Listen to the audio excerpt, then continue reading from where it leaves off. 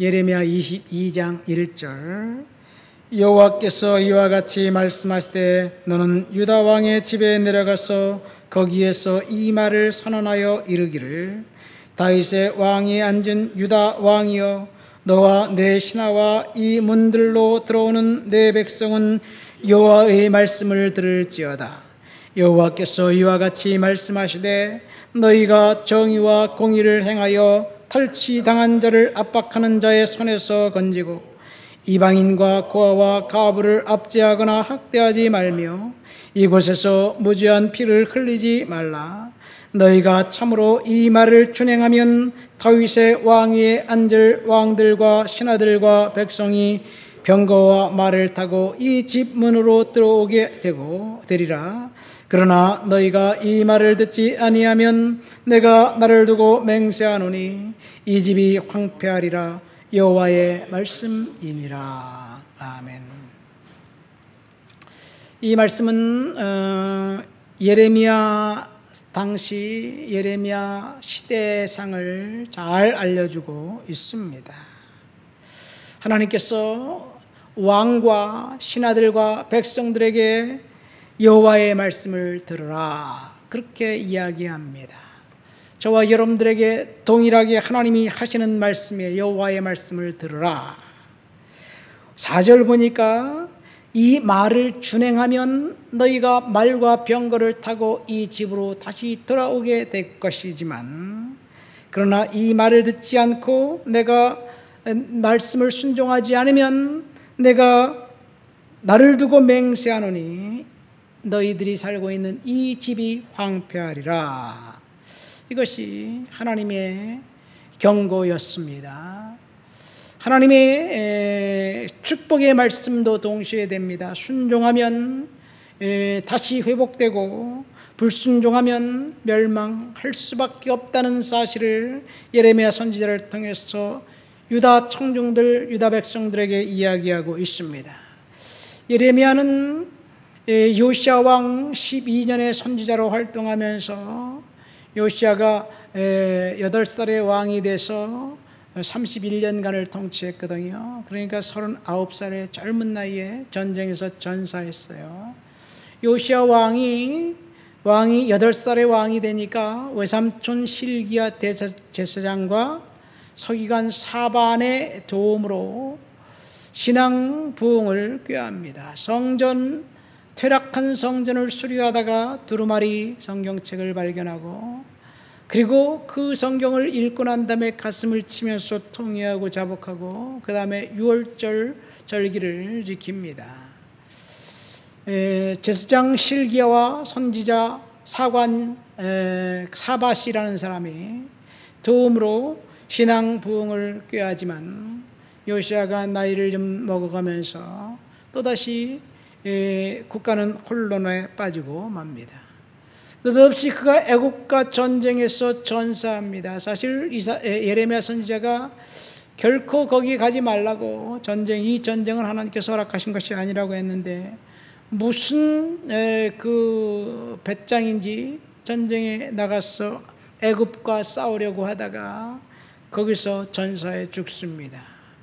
그리고 그 아들 아하시야가 왕이 됐는데 애굽왕 바로가 예루살렘까지 진격해서 왕이 된 3개월짜리 그 왕을 데리고 애굽으로 포로로 잡아가요.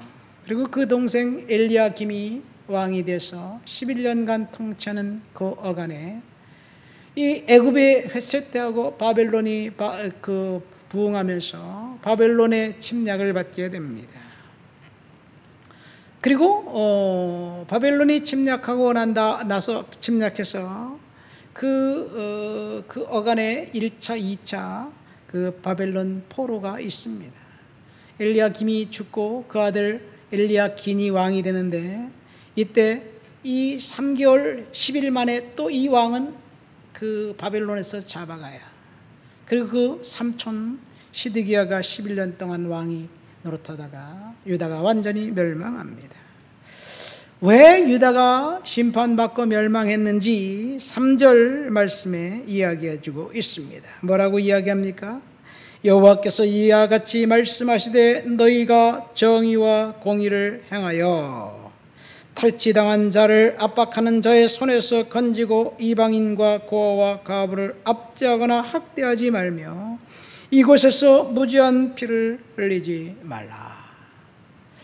정의와 공의가 상실된 곳이 바로 유다였고 예루살렘이었습니다.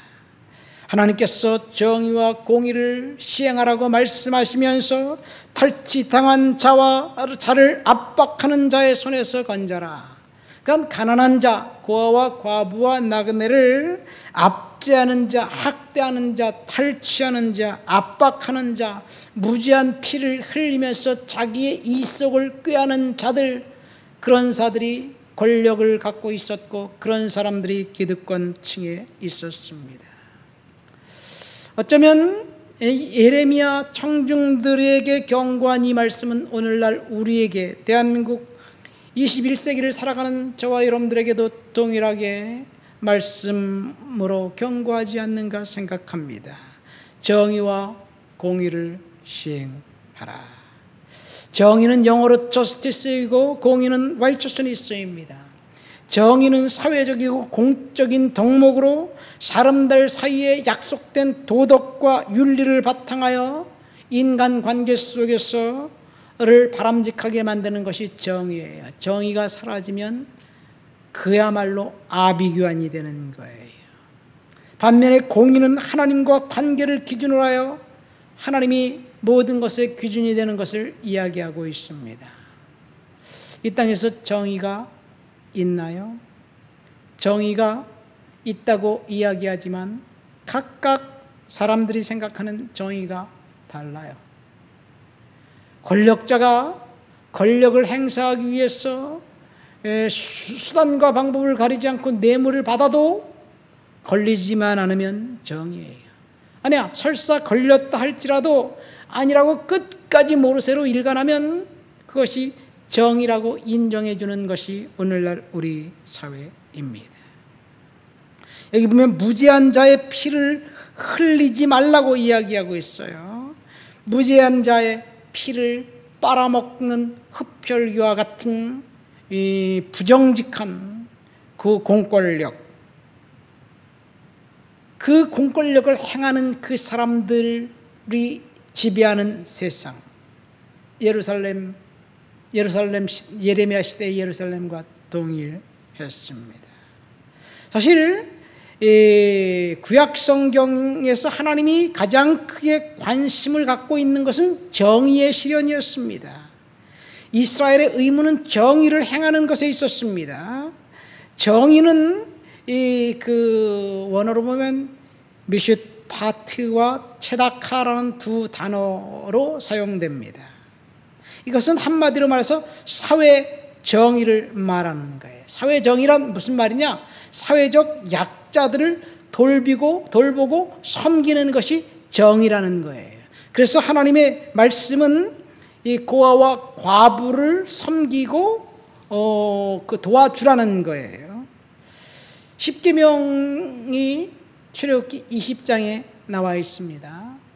성도들이 십계명을 지키는 것에 대해서는 반드시 지켜야 된다고 생각을 해요. 그래서 목사님이 교회 문제가 나는 6개 범한 적도 없고 7개 범한 적도 없고 5개 범한 적도 없고 범죄하지 않았습니다. 뭐 이렇게 얘기를 해요. 십계명은 성도들이 지켜야 된다고 생각합니다. 그런데 그 뒤에 십계명을 설명하는 과정에 출애굽기 22장에 보면 하나님은 고아와 과부와 나그네들을 돌보고 섬기라는 이야기를 합니다. 그러니까 고아와 나그네들을 돌보고 섬기는 것, 그들을 배려하는 것, 사회적 약자들이 이 땅에서 편안하게 살도록 하는 것, 이것이 정의예요. 그런데 오늘날은 사회적 약자들을 등쳐먹습니다. 어젠가요? 그젠가요? 신문에 보니까 민주당의 모 국회의원이 주식을 내부 정보를 통해서 융자를 받아서 주식을 샀다가 그것이 들켰어요. 지금 공권력을 갖고 있는 권력자의 도덕이 수단과 방법을 가리지 않고 돈을 벌려고 혈안이 되어 있네요. 그렇게 되면 무슨 문제가 있냐면 누구나 뭐 주식해서 돈을 버는 거 아닙니까? 근데 내부 정보를 위해서 돈을 누군가 벌면 누군가는 잃어버린 사람이 있는 거예요. 누군가를 빼앗아간 거나 빼앗아간 거지요. 그러니까 사회적 정의가 없는 거예요. 그래서 이스라엘 백성들에게 하나님이 11조를 사용하는 그것에서 11조 중의 일부를 고아와 과부와 나그네를 위해서 사용하도록 하셨어요. 매 3년마다 드리는 11조. 그러니까 7년이면 안식년인데 3년과 6년에 드리는 11조는 고아와 과부를 위해서 사용했습니다. 그러니까 교회에서 11조가 들어오면 그것이 가난한 자들을, 사회적 약자들을 위해서 사용해야 되는데 교회들이 그런가요? 우리는 한번 생각해 봐야 될 줄 믿습니다. 가난한 자들의 재판을 하나님은 옹호하셨고 추수할 때 반모퉁이까지 이제 다 거두지 말고 남겨두라고 말씀하셨습니다. 사회적 정의를 하나님은 실현하길 원하셨어요. 그런데 하나님의 관심과 관계없이 예레미야의 청중들은 탈취하고 억압하고 압박하는 사람들 등살에 일반 가난한 백성들, 사회적 약자들은 고통을 당하고 있었습니다. 그래서 하나님은 그 땅을 심판할 수밖에 없었어요.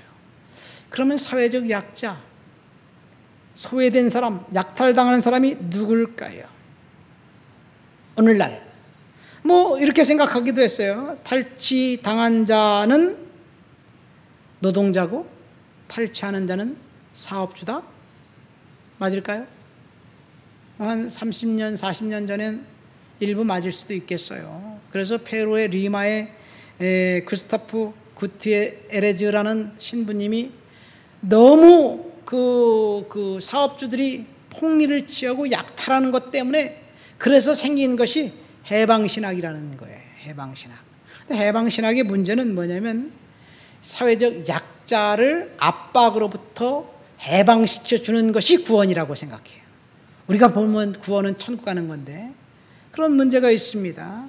그러니까 자유를 위해 투쟁하고 싸우고 그리고 권력을 빼앗고 쟁취해야 된다는 거예요. 그러니까 해방신학은 공산주의자와 일맥상통합니다. 혁명을 주장했습니다. 1970년대, 80년대까지 해방신학이 제3세계에서 매력적이었지만 2000년대 들어서는 이 해방신학은 더 이상 매력적이지 않습니다. 왜냐하면 탈취하는 자는 사업주고 탈취당한 자는 노동자가 아니기 때문에 그래요. 그런 공식이 깨졌기 때문에 그렇습니다. 그러나 오늘날 노조하는 사람들이 동일한 생각을 가지고 있으니 문제지. 어쨌든 오늘 본문에 보면 유다의 왕과 신하들 그리고 백성들에게 하나님이 정의와 공의를 시행하라고 말씀하시면서 두 가지를 이야기합니다. 탈취당한 자를 압박하는 자의 손에서 건지고 이방인과 고아와 과부를 압제하거나 학대하지 말아라. 세 번째, 무지한 피를 흘리지 말아라. 이렇게 이야기하고 있어요. 이 말씀은 오늘날 우리들이 동일하게 순종해야 될 말씀이 아닌가 생각됩니다. 사실 소돔이 멸망한 이유를 사람들은 동성애와 성적 타락 때문이라고 생각을 해요. 맞습니다. 그런데 사실은 소돔이 멸망한 두 번째 이유는 에스겔 선지자도 그렇고 이사야 선지자도 그렇고 소돔이 멸망한 중요한 이유는 소돔 성 사람들이 재물을 가지고 가난한 자들과 함께 나누기를 거부했기 때문에 하나님이 그 성을 멸망시킨 거예요. 소돔 성 사람들이 가난한 자들을 억압했다고 말하지는 않습니다. 그러나 이들이 가난한 자들을 돕지 않았다고 책망하고 있는 거예요. 그런데 많은 그리스도인들이 소돔 성이 멸망한 것을 성적 타락과 동성애 때문이라고는 알고 있지만 가난한 자들을 돌보지 않은 그거에 대해서는 간과합니다. 왜 그래요? 성적 범죄와 동성애처럼 극적인 죄가 아니기 때문에 그런가요? 아니면 가난한 자를 돕지 않는 것이 죄라고 인식하지 못하기 때문에 그런가요? 어쨌든 중요한 것은 하나님의 말씀, 정의를 실현하고 공의를 실현하라는 말씀은 고아와 나그네를 돌보고 섬기라는 것, 그것이 하나님의 말씀입니다. 말씀을 맺습니다. 고아와 가부를 선대하고 공의를, 정의를 실행하는 것, 반드시 교회에서 성도들을 통해서 이루어져야 될 하나님의 과업입니다. 성도들이 살아가는 곳에 정의가 실현되고 공의가 정착되어야 되는데, 이 땅에 많은 성도들이 있고 교회가 있지만 여전히 공의와 정의가 실종된 것은 우리가 하나님 말씀을 순종하지 않았기 때문이 아닌가 생각됩니다. 우리가 하나님 앞에 말씀을 순종하며 그렇게 믿음으로 살아가야 될 줄 믿습니다. 하나님 아버지 감사합니다. 이스라엘 백성들을 책망한 것, 정의와 공의를 실행하지 않은 것을 생각하면서 오늘 우리 시대 교회와 성도들이 정의와 공의를 실행하며 가난한 자들, 사회적 약자들을 배려하고 섬기고 돕는 그런 일들을 교회에서 성도들이 하도록 주여 도와주시옵소서. 우리 대한민국을 주의 손에 올려드립니다. 정의가 상실되었고 정의가 사람들마다 다른 상황 가운데 있습니다. 하나님, 이 땅을 긍휼히 여겨주시고 예레미야가 돌아오라고 말씀하신 것처럼 돌아와 하나님 앞에 다시 신앙을 회복하도록 도와주시옵소서. 예수님 이름으로 기도합니다. 아멘.